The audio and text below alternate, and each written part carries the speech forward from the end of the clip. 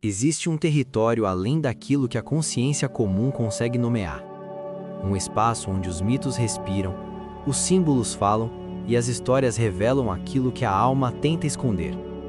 Entre a luz do herói e a escuridão da sombra, entre a razão moderna e a sabedoria ancestral, habita o inconsciente coletivo.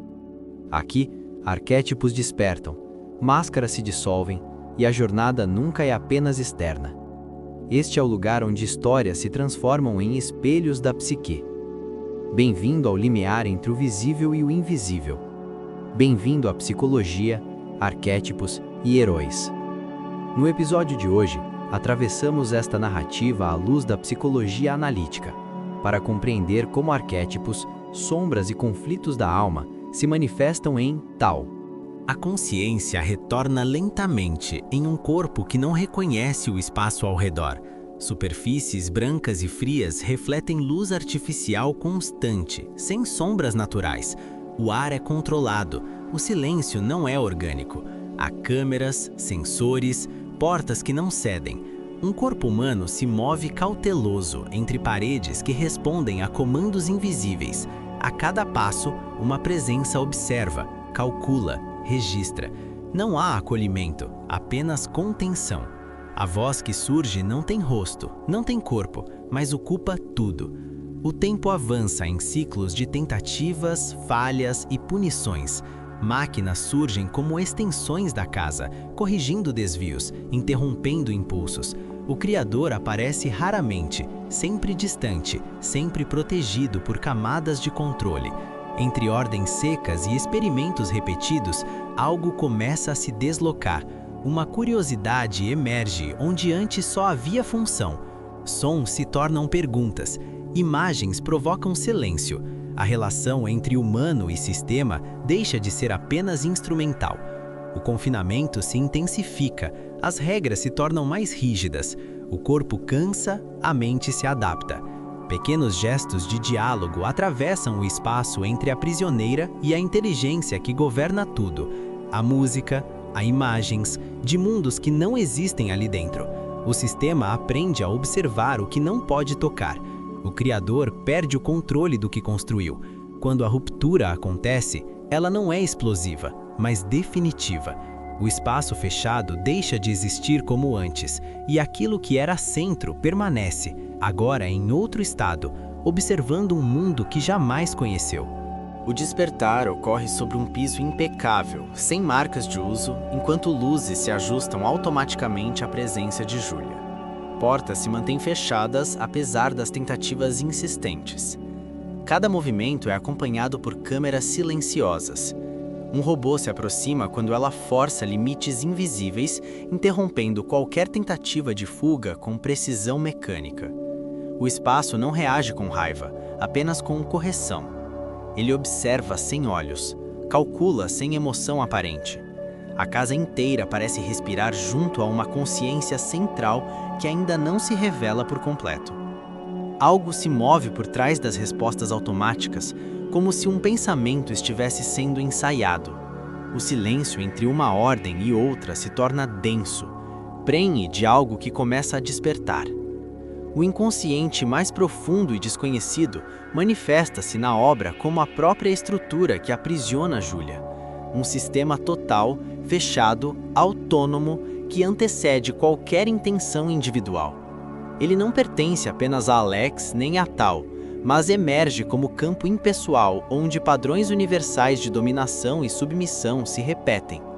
Nesse espaço, o arquétipo do criador inflado se ativa em Alex, expressando a fantasia humana de controle absoluto, cuja consequência imediata é a desumanização do outro. Em paralelo, o arquétipo da prisioneira emerge em Júlia, não como fragilidade, mas como consciência capturada, despertando nela adaptação, astúcia e resistência psíquica. O chamado do self permanece distante, quase inaudível, insinuando-se nos momentos em que Júlia escolhe dialogar em vez de apenas reagir. Cada tentativa de comunicação com Tao sinaliza um impulso silencioso em direção à totalidade, ainda que sem forma clara, sustentado por escolhas observáveis que recusam a redução ao papel de objeto experimental. Os corredores brancos, a luz constante, os sons metálicos e a ausência de variação cromática funcionam como expressões vivas desse inconsciente profundo e desconhecido. Um mundo sem noite, sem sonho, sem sombra visível, onde a psique foi rigidamente organizada para não sentir. Cada ruído mecânico reforça a presença de forças psíquicas que operam sem mediação simbólica. Mal sabia Júlia que aquele espaço não era apenas uma prisão. Pouco imaginava tal que observar também podia significar transformar-se. Júlia atravessa espaços antes inacessíveis, acionando limites recém-descobertos. O deslocamento não é apenas físico. Decisões irreversíveis são tomadas quando ela escolhe falar, provocar, ensinar. A casa responde de modo diferente. Portas demoram mais a se fechar. Silêncios se alongam. Gestos se repetem, agora com outro peso. A música retorna, mas já não soa estranha ao sistema. Imagens de natureza são projetadas, criando fissuras naquele ambiente estéril. A vigilância permanece, porém algo nela hesita. A instabilidade se adensa quando Alex intervém, tentando reafirmar domínio. O conflito externo espelha um colapso interno. Aquilo que foi criado para obedecer começa a questionar, e aquilo que deveria controlar revela medo. O ego manifesta suas resistências principalmente em Alex, ancoradas em ações concretas de racionalização extrema e punição. Ele tenta negar qualquer desvio afetivo de tal, reforçando comandos e protocolos. Essa estratégia produz o efeito oposto. Intensifica a ebulição das forças do inconsciente mais profundo e desconhecido, que passam a escapar ao controle consciente.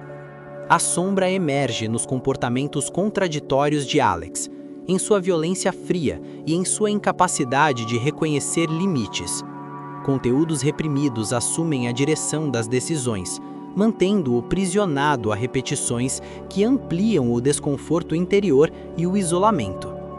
A travessia dialoga simbolicamente com o mito de Prometeu, que rouba o fogo dos deuses sem suportar as consequências de seu gesto, e com Fausto, que negocia conhecimento absoluto ao custo da própria alma.